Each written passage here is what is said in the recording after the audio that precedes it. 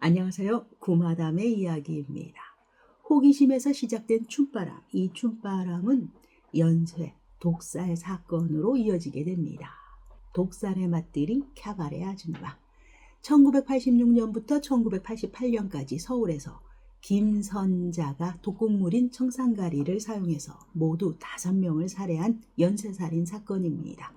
건설 현장에서 페인트공으로 일하는 남편과 아들 셋을 낳고 평범하게 살던 김선자.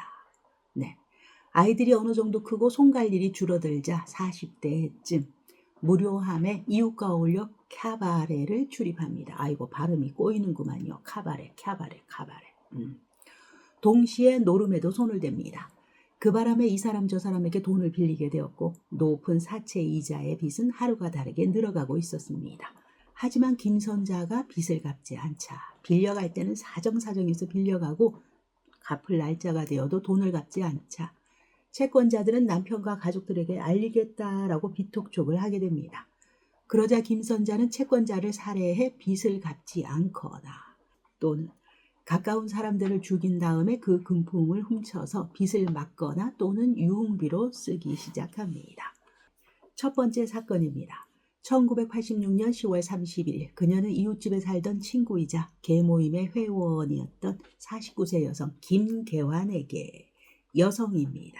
네, 목욕탕에 가자고 제안을 하게 됩니다. 그렇게 둘은 서울 신당동에 위치한 남양 목욕탕에 갔습니다. 그리고는 김계환이 목욕탕에 들어가기 위해서 탈의실에서 옷을 벗고 있을 때 김선자는 청산가리가 들어간 음료수를 건넵니다. 이 청산가리가 들어간 음료를 마신 뒤 김계환은 심한 경련과 호흡곤란을 일으키면서 그 자리에서 사망하게 됩니다. 간이 커도 보통 큰 게 아니죠. 아무도 안 보는 데서 사건을 저지르는 게 아니라 사람들이 많은 공공장소에서 그것도 옷을 벗고 있는 여자 목욕탕에서 이렇게 일을 벌입니다. 김선자는 사람들이 웅성웅성하는 그 사이에 목걸이와 반지 등 폐물도 가로챕니다. 이때는 그냥 심장마비로 인해서 사망한 것으로 처리됩니다. 김선자는 참고인 조사를 받았지만 언니가 갑자기 가슴을 움켜쥐고 쓰러졌다면서 돌연사를 증언하는 것으로 위기를 모면합니다. 유족들은 이웃에 사는 김선자가 함께 목욕을 가자 했고 가지고 있던 귀중품이 사라진 게 이상하다라고 진술했지만 김선자는 이를 부인했고 그녀가 범인이라는 명확한 증거가 없어서 넘어가게 됩니다. 그렇게 또 2차 사건이 생겨납니다. 1987년 4월 4일 그녀는 더욱더 대담해졌습니다. 시내버스 안에서 사건을 일으킵니다. 이 사건은 사이코패스의 면모를 여실히 보여주는 사건이라고 하는데요. 보통 사람들이 많이 있는 공공장소에서 대담하게 더욱이 여성이 살인을 한다고는 쉽게 의심할 수 없기 때문입니다. 이렇게 범행이 연이어 성공하자 나중에는 버스 안과 같은 공공장소에서의 살해가 계속해서 이어지게 됩니다. 어쨌든 50세 여성 전순자, 역시 목욕탕에서 사망한 김여인 등과 같은 동료, 계원 중 한 사람입니다. 역시 독극물 중독으로 버스에서 쓰러져 사망하게 됩니다. 김선자는 그녀에게 약 700만 원가량의 빚을 진 상태였고 그 당시 700만 원이면 상당히 돈을 실컷 빌려 쓰고 돈 갚기 싫으면 그냥 사람을 없애버리네요. 김선자는 전순자에게 영등포에서 돈을 받을 일이 있으니 함께 가자라고 제안을 했고 그렇게 영등포 방면 버스를 타고 이동하던 중에 김선자가 건넨 음료를 마시고 사망했습니다. 처음에는 외상이 전혀 없는 점으로 미루어 보아 심장마비 또는 돌연사 정도로 여겼지만 부검을 해본 결과 치명적인 독극물 성분이 검출되었고 이때부터 김선자는 경찰의 의심을 받게 됩니다. 이번에는 사건과 사건 사이에 미수에 그친 사건이 있습니다. 그러나 이때 조금 신경 써서 들으셔야 됩니다. 이름이 비슷비슷합니다. 이번에는 그나마 미수에 그친 사건입니다. 1988년 2월 10일 김선자는 쌓여가는 빚독촉에 지쳐서 가깝게 사는 46세 여성 김순자에게 접근을 합니다. 오늘 불광동에서 채무자에게 돈을 받을 것이 있으니 나와 함께 채무자를 만나러 가자라고 이야기합니다. 이에 김순자는 김선자에게 받을 돈이 120만 원이나 있었기 때문에 이를 준다는 말에 좋아서 믿고 따라 나섭니다. 하지만 나타난다는 채무자는 나타나지 않았고 그날도 김순자는 김선자가 건넨 율무차를 마시게 됩니다. 율무차를 마셨는데 구토를 계속하기 시작합니다. 이후 김선자와 함께 집에 빨리 되돌아가기 위해서 택시를 탄 김순자는 구토 증세로 힘들어했고 이때 김선자는 음료수를 마시면 괜찮아질 것이다 라고 말을 했지만 그녀가 의심스러웠던 김순자는 김선자가 음료를 구입하기 위해서 잠시 택시에서 내리는 순간 그 사이에 차를 그대로 출발시켜 버립니다. 혼자 집으로 돌아갔던 것이죠. 그렇게 해서 이 사건은 살인 미수에 그칩니다. 여기서 김선자가 새로 구입해온 음료수를 마셨다면 죽었겠죠. 이후 김선자는 다시 김순자의 집을 방문해서 120만 원을 갚습니다. 그 다음에 그녀의 안부를 챙겼다고 합니다. 아주 주도 면밀하죠. 의심을 피하기 위한 행동이죠. 이때라도 김순자의 신고로 김선자가 검거되었다면 추후에 일어날 사건들을 막을 수도 있지 않았을까 생각해 봅니다.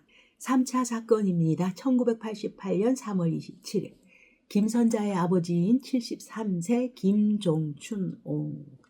김선자와 함께 친척의 환갑잔치에 방문한 뒤 집으로 돌아오는 시내버스 안에서 숨지는 사건이 발생합니다. 이 사건은 아버지가 고령인 것을 고려해서 당시 법의학 지식이 없었던 의사들에 의해서 노인성 심장마비를 일으켜 숨진 것으로 마무리된 뒤 화장하게 됩니다. 이 사건도 딸 김선자가 건넨 건강 음료를 마시고 사망한 것으로 추정되지만 화장된 유골에서 독살의 증거를 찾을 수가 없었고 아버지에게 돈을 빌렸거나 유산 상속 등의 살해 동기가 미미했던 점 등을 들어서 이 사건에 대해서는 증거 불충분으로 무죄로 판결되었습니다. 4차 사건입니다. 1988년 4월 29일 그녀의 동생인 43세 여성 김문자. 아이고 다 나오는구만요. 문자, 말자, 숫자, 정자. 역시 아버지처럼 버스 안에서 같은 변을 당했습니다. 하지만 독극물 검사가 이루어지지 않아서 심장마비로 역시 처리되어 버립니다. 당시 김선자는 동생 김문자에게 약 1,000만 원의 빚을 지고 있는 상황이었고 여동생이 사망했음에도 동요하거나 슬퍼하는 내색이 전혀 없었다는 점. 그 후 여동생 사망 후 여동생의 집을 뒤져서 금품 및 귀금속 등을 털어갔다고 합니다. 당시 재판 과정에서 여동생을 병원에 데려간 청년들의 증언에 따르면 옆자리에 있던 김선자의 여동생이 버스 안에서 쓰러지자 김선자와 함께 병원으로 데려갔는데 병원에서 여동생이 상당히 위독하니 큰 병원으로 옮기셔야 한다라고 말을 하자 갑자기 김선자는 모르는 사람이라며 여동생의 핸드백을 가지고 황급히 나가버리는 아주 비정한 모습을 보여서 청년들이 황당해했다고 합니다. 5차 사건이 또 일어납니다. 1988년 8월 8일 김선자의 시누이 44세 손시원 똑같은 변을 당합니다. 김선자는 시누이에게 집을 싸게 장만해주겠다라고 말하면서 서울 시내의 한 다방으로 꿰어냅니다. 집을 계약하게 생겼으니 손시원은 약 480만 원 상당의 현금과 수표를 챙겨서 다방으로 갔죠. 그리고는 김선자가 준 드링크제를 마시고 그대로 사망했습니다. 그 자리에서도 김선자는 손시원이 챙겨온 현금과 수표를 강탈하고 유유히 현장을 떠나버립니다. 이렇게 5차례에 걸쳐서 독살 사건을 만들어낸 김선자. 경찰은 2차 사건부터 김선자를 의심했지만 물증이 없어서 참고인 조사만 하고 그녀를 체포할 수는 없는 상황이었다는 것. 하지만 계속 돌연사와 독살 사건이 발생하고 사망한 사람들이 모두 김선자의 주변인이라는 사실이 밝혀지면서 경찰 측은 1988년 9월 2일 김선자를 유력 용의자로 지목하고 그녀를 검거하게 됩니다. 이렇게 검거된 김선자는 증거를 내지 않으면 가만히 있지 않겠다라고 큰 소리를 치고 발악을 했다고 하는데요. 그러자 검찰과 경찰은 신당동 목욕탕 희생자 등 이미 묻혀버린 시신 4구에 대해서 부검을 결정하게 됩니다. 시체를 파내서 다시 부검을 진행하는 것이죠. 이들은 이미 장례가 끝난 시신을 유족들에게 어렵게 동의를 구하여 다시 부검을 하게 됐는데, 통상적으로 장례가 끝난 후 무덤에 매장된 시신에 대한 부검은 유족이나 수사당국으로서는 극도로 피하고 싶은 일이고, 당시의 국민 정서로 보아서도 이런 일은 부관 참시와 비슷하다는 부정적인 인식이 강했기 때문에 만약 별다른 소득이 없을 경우 그때 쏟아질 세간의 비난은 상당히 컸었겠죠. 네. 하지만 불행 중 다행으로 4구의 시신 중 3구에서 청산염 성분이 검출됩니다. 가장 먼저 사망한 김계환의 시신은 매장된 지 2년이 지나서 부패의 정도가 심해서 청산염 성분을 찾을 수가 없었고, 사망한 아버지 김정춘옹의 경우 이미 화장되었기 때문에 남아있는 유골에서는 청산염에 전혀 검출되지 않았습니다. 그렇게 경찰은 영장을 받아내고 그녀의 집을 압수수색하는데 깜짝 놀라게 되죠. 그동안 그녀가 가족과 친구들을 살해한 후 훔쳐낸 물건들, 다이아몬드 반지, 수표, 통장 등등이 쏟아져 나왔다고 합니다. 참고로 살인 용의자인 김선자의 몸수색을 위해서 여성 경찰들이 동원하게 되었는데, 다소 황당하게도 김선자의 가택 압수수색을 하던 여경이 김선자의 집 화장실에서 볼일을 보다가 우연히 화장실을 사용하게 되었다는 얘기죠. 볼일을 보다가 결정적인 증거를 발견하게 됩니다. 당시 김선자가 거주하던 집은 일본식 가옥이었고 화장실은 목조였는데, 경찰이 화병기에 쪼그리고 앉자 화장실의 나무 기둥 뒤에 작은 구멍이 하나 보였고 돌돌 말려있는 신문 뭉치 하나가 잡히게 됩니다. 그 안에 청산염 덩어리가 숨겨져 있었습니다. 그녀는 화공약품 회사에 근무하는 친정 조카에게 꿩을 잡을 때 사용하려고 한다라며 이 약품 구매를 부탁했던 것으로 밝혀졌습니다. 이렇게 증거들이 무더기로 발견되자 김선자는 정식으로 기소되게 되죠. 재판에 넘겨졌습니다. 김선자는 재판에서도 범행을 끝까지 부인했다고 합니다. 그러나 청산가리가 유죄의 결정적인 물증으로 작용하였고 1심 재판에서 사형을 선고받게 됩니다. 이때 그녀는 항소와 상고를 거듭했죠. 그러나 2심과 3심에서도 그녀의 사형은 유지되게 됩니다. 결국 사형을 확정받은 김선자는 서울구치소에 수감되었다가 대전교도소로 이감되었으며 1997년 12월 30일 처형되었습니다. 이것이 사실상 대한민국의 마지막 사형 집행이라고 합니다.